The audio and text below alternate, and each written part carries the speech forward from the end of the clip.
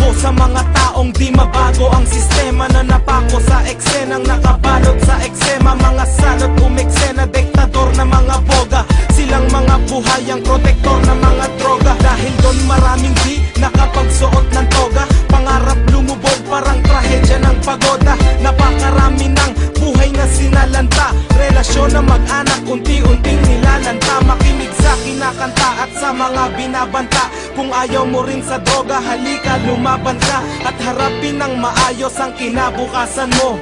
Baka magsisi ka, huli na ng lunasan mo.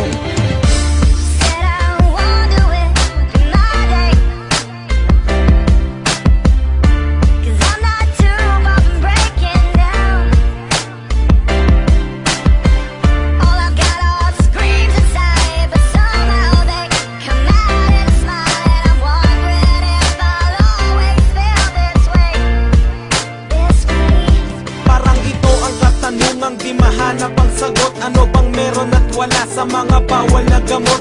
Mga batang nasangkot, parang kawal na takot, nagpupubli sa madilim, tanging karamay ang lungkot. Ang aking pagmamasid, masinsin pa sa mahinarya, kung paano umandar ang ganitong klaseng makinarya. Hindi to literal at may ibang klaseng mekanismo. Kapag sinakop ka, daig pa ang imperialismo. Sa konting halaga, pagdating ng kabiyayaan, ipapagpalit mo sa sandaling kaligayahan. Mairaos ang nais sa radikal na pagkauhaw, hanggang dumating ka sa pisikal na pagkagunaw. Maybe you've fallen down, and maybe you just took the long way home. But baby, you could never love you like me.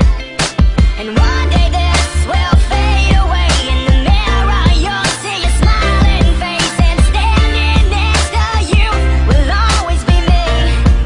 Yeah, me.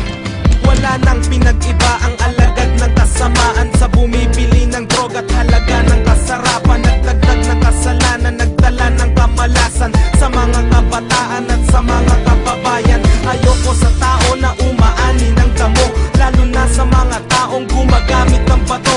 Alam ko wala akong karapatan sa gusto nyo, wala ring masama kung papakinggan nyo ang gusto ko.